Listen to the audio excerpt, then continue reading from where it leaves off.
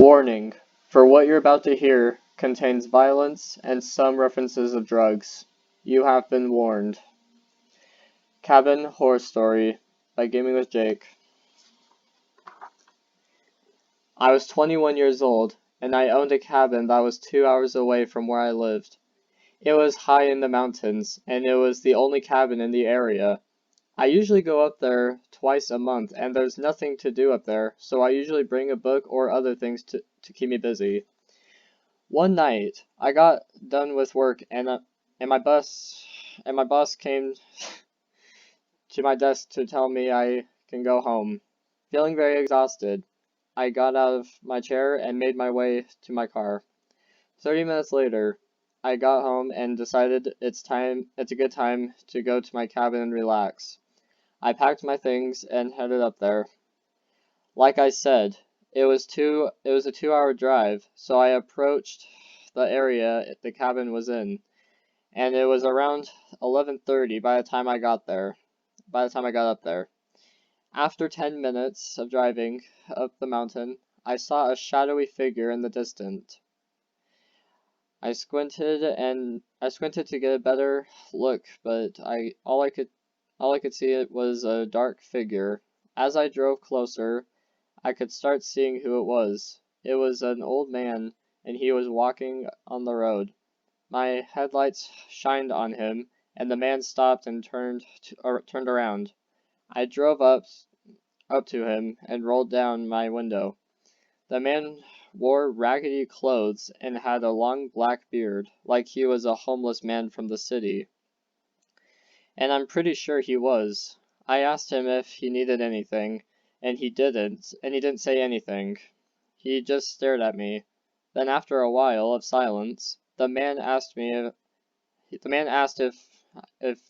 he could have some money.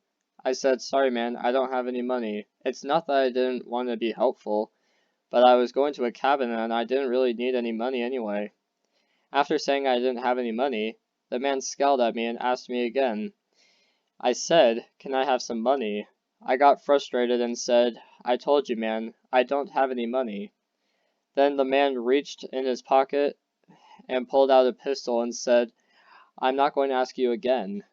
I was terrified as he pointed the gun at me, and I gunned the gas. I sped up the hill and the man started to open fire on my car. I heard him fire 2 bullets. I didn't look back. I just wanted to get to my cabin. 5 minutes later, I got to my cabin, and once I turned off the car, I ran in the cabin and locked all doors and windows and turned out all the lights. After trying to calm myself down for 2 minutes, I decided to go into my living room and sit on the couch and read a book. I wanted all the lights off, but I had to read somehow, so the only thing I had on was a lamp. I had read for more than 5 minutes, and it was very quiet. The only thing I could hear was the sound of the breeze blowing against the trees. I was on the edge of falling asleep due to how late it was. I was thinking of going to bed, but then I heard footsteps outside. I froze and my heart started racing. Then the footsteps stopped. I was frightened and I stayed where I was. Then I heard knocking at my window. I felt cold sweat trickling down my head. I looked to my left and saw the same man at my window. I was so shocked that I couldn't move. The window was locked, so obviously he couldn't get in. But then he used his elbow and broke the window and started coming through.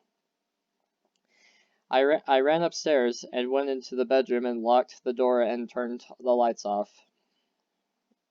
I hid under the bed and didn't move. I heard the man walking downstairs. He was searching the cabin to find me. Then I heard the man walking up the stairs. He searched the second floor and then saw the bedroom door.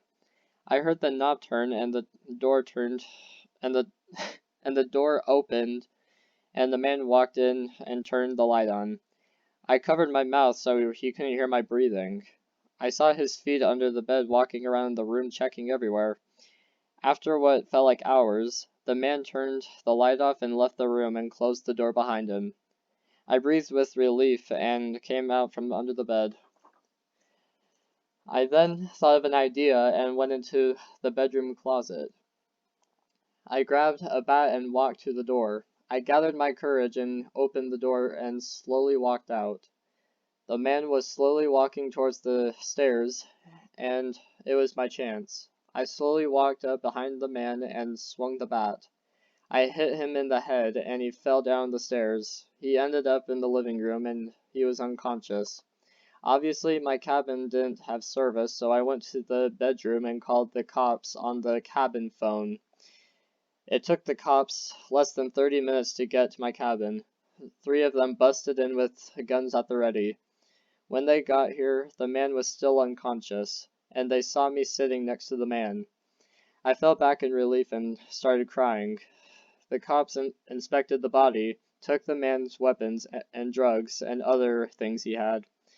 They handcuffed him and sat him on my couch. 2 minutes have passed, and the man finally woke up. He saw me and tried to attack me, but the cops held him down. The man didn't care if the cops were there. He was yelling at me and swearing at me and told me that he will return and kill me. I didn't have to say anything to the cops. The man was an idiot. The two cops took him to the car, and the third cop stayed to talk to me. He told me that after inspecting him, he was a guy that was arrested for breaking into people's homes.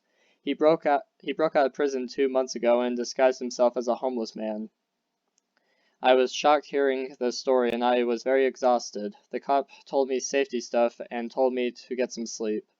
I didn't sleep much that night, and I decided to pack up and leave in the morning. I never went back to that cabin, especially after what happened. What I did do was buy a new cabin which was in a completely different area. I just hope something like that never happens again. The end. Alright, I hope you guys enjoyed that.